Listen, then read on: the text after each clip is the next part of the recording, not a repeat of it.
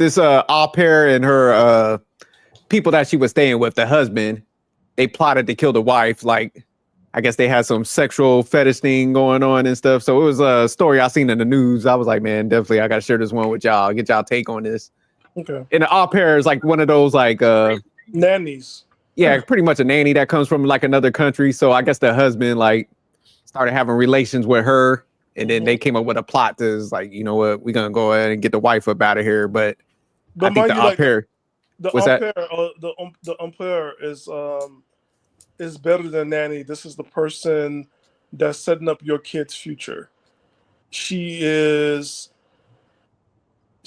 making sure they go to the right schools, making sure they have the right education, making sure they have the right social classes when they're around other people, and then making sure they play with the right kids.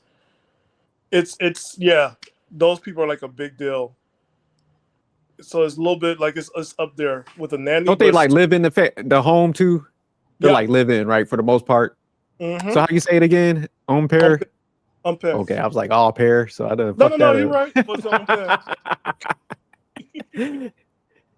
So yeah, I guess like I said before we started, I think the husband and her, he started having some relations, and that's when they started plotting and stuff. And in the storyline, the female that was staying at the house, the au pair, she starts breaking down the whole story. She starts snitching. So that's why I was just like, I don't know why guys like get in these mixes with like a female, and they know that if the pressure hit them, they talking.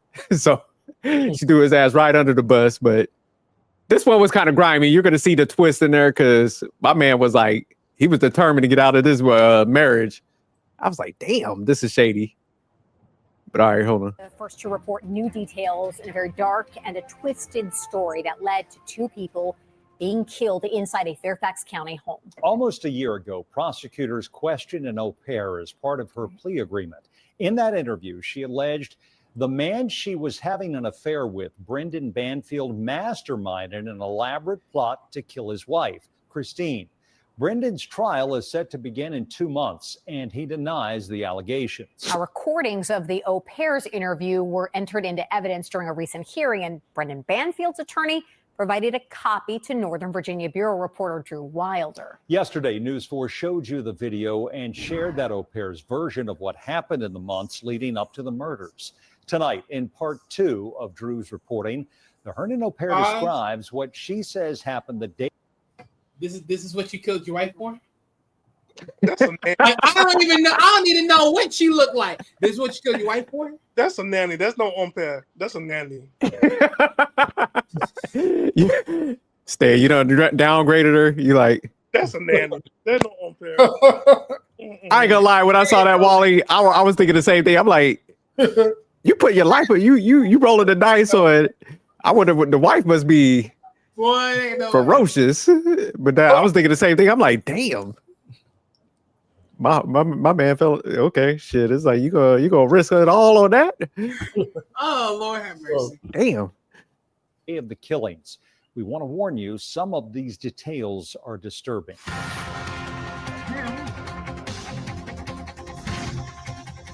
It was early in the morning on February 24th, 2023. In just a couple of hours, a mother and a man from Springfield would both be killed. Hold on, so that's the wife right there? Shit, she's a damn. Wait, keep this going. I would love to know. In her bedroom.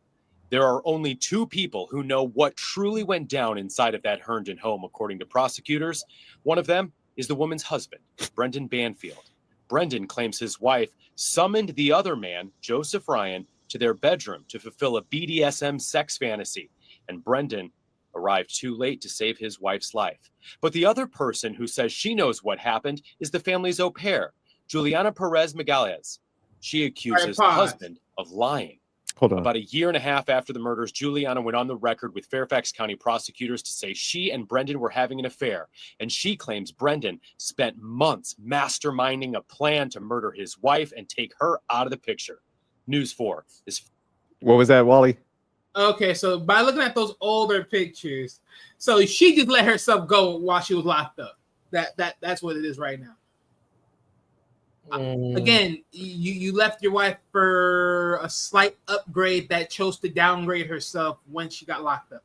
Nah, she got comfortable in the house, and she was like, when they was plotting, she was like eating lamb and ribeye. Like, I'm gonna get her out the way. I'm gonna hang my pictures over here. She's like, I'm gonna put like a little table right here when she gets out of the picture. So she was sizing that shit up. She was comfortable. This is a true dedicational case study. You can't trust white people. Nah, I think she looks more Hispanic right here. No, I know she is. I'm talking about the dude. Can't trust that mother. First, It's the fact that interview they with was into prosecutor. BDSM. And Yeah, I think he was that was part of the plot. Like, he was trying to make it seem like that, like call the guy over and set up his wife, make it look like I think that guy did it. So yeah, my man had a whole plot, but I think she's gonna break it down right here. What was his plan? How did he describe what his plan was? You mean The description of what his plan was. This is going to happen, then that's going to happen, or what specifically did he tell you? Well, he described like I said before, but I'll try to get into more details. That he described what happened on that day. Here's what Juliana told prosecutors happened on that day. She says Brendan pretended to leave for work. He was a law enforcement agent with the IRS, but she says he was actually staked out at a McDonald's nearby, waiting for Juliana's call. Juliana says Christine was asleep in the bedroom and they hid her cell phone in the kitchen. Juliana went to the car with the couple's 4-year-old daughter for a staged trip to the zoo. Juliana says she was concealing a gun that Brendan gave her and instructed her to carry that morning. That's when Joseph Ryan showed up to the family's home. Police say he brought with him restraints and a knife. And then that's when Brendan had instructed me before, as soon as I see Joe's car, for me to call him like right away. And that's what I did. Juliana says that's when Brendan starts driving from the McDonald's back to the home. Juliana says next she was instructed to call Christine on that phone they purposefully hid in the kitchen. When Brendan arrives, Juliana says the two of them enter the back basement door with the 4-year-old girl, leaving her in the basement as they go up to the ground level and pause at the foot of the staircase. He just did like this to me, wait, and then I stopped, and then we were both just listening to that sound. That was the real sound we were listening to. What did it sound like? For me, I mean, slapping. Brendan's defense attorney points to several inconsistencies in Juliana's statements, and this is one of them. She originally told police that the moment they first entered the basement, she could hear sex sounds from upstairs. But now, Juliana admits that her story has changed, saying she made a mistake in her original statement. Juliana says they ascended the stairs and Brendan went into the room, gun drawn. She says she was behind him. Juliana says Brendan announced himself as law enforcement as Joseph Ryan was on top of Christine on the floor. Juliana says Christine yelled, "Brendan, he has a knife." And then Juliana says Brendan almost immediately shot Joseph Ryan in the head. She was like, oh, like, why'd you do this? Call 911. And I said, Juliana, call 911. Police say Juliana did call 911 at that moment, but she never said anything on the phone and hung up shortly after connecting with the 911 dispatcher. She says Brendan was gesturing at her to get off the phone. Then Juliana told prosecutors she saw Brendan take Joseph Ryan's knife and stab his wife in the neck. What did you hear her saying to Brendan as he was stabbing her in the neck? He was stabbing her and then she was just telling him, let me go, I'm gonna die anyways. I'm gonna bleed to death. She was just, leave me here, let me die. And then he was telling her, I can't. I don't know why he said I can't. Police say Christine Banfield was stabbed multiple times in different parts of her body. Juliana says Joseph Ryan was still moving after the gunshot to his head, and she says Brendan then instructed her to shoot Joseph Ryan again, which she did. Then Juliana claims Brendan started to manipulate the crime scene. How did Christine Banfield's... Let me stop right there. So what y'all think so far, man? Which is crazy. Sometimes, just sometimes, it's better off to meet a fellow brokey and build. Yeah.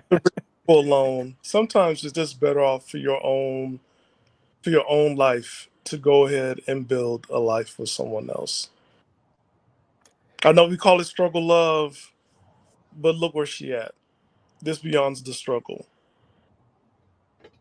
Yeah, I don't know why it's just so hard for people. But like, man, okay, I want to move on, man. Let me just have that tough conversation. I'm gonna lose some shit, but to try to stage all this, like, you don't think, like, with all the technology and stuff nowadays, like, man, you literally went to the fucking McDonald's. You don't think they go around the corner? That was your elaborate plan? Get some fucking McNuggets. Oh man. The fact that like he had this like well thought out, which of course it failed horribly. This had to been like months and months of him doing this. But the thing is, like, it would just all been simple if he had just told his beautiful wife before he X'd her out to say, hey, look, I want this little foo-foo, of a McNugget. And yeah, she's a housemaid or whatever, but I find her more sexy than you, ironically. And that just would have just been the end of it. Now, I don't know what's her mental state, but at that point, it's like, look, it is better off just end things off as smoothly as you can. Let her take half of all of it because that's how it's going to be like, especially if this happened in California. But and then you have some part of law enforcement, so man, your career is over, and I mean your whole life is over basically over this particular person that you're never going to see again. And at the end of it, she's not willing to go down for you. So, I mean, both of them are stupid anyways, though, but damn.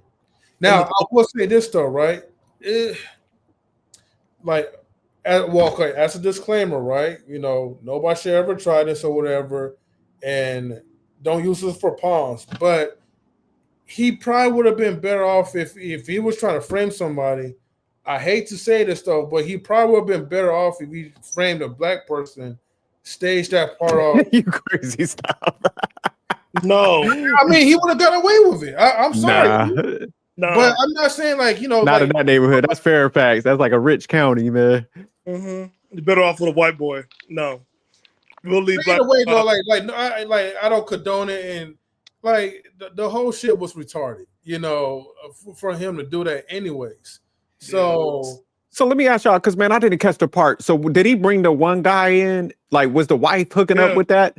Yeah, he called him in. It's like he called the guy in for the BDSM thing. So I guess they had a thing they do, and he called him. Sound like an Adam 21 situation?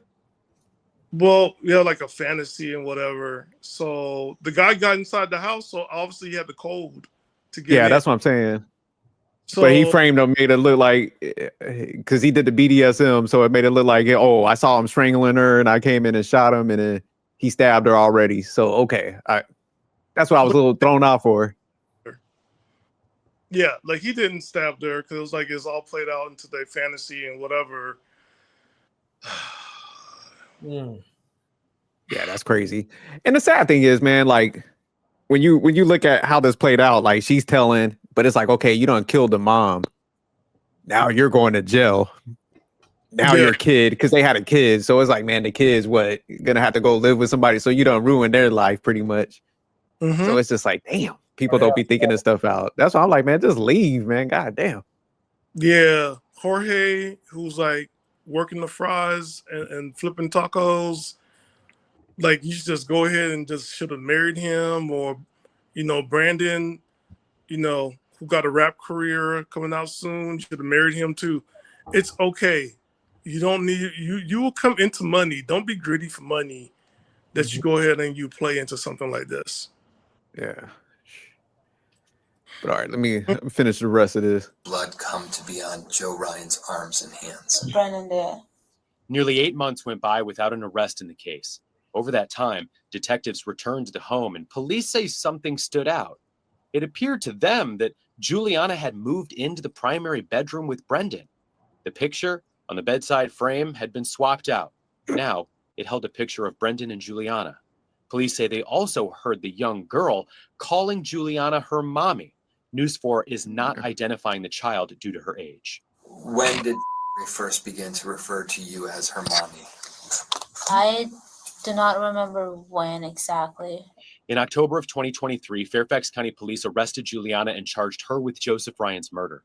Over the next year, Brendan remained free. He wasn't charged with any crime until police arrested Brendan in September of 2024 and charged him with 4 counts of aggravated murder.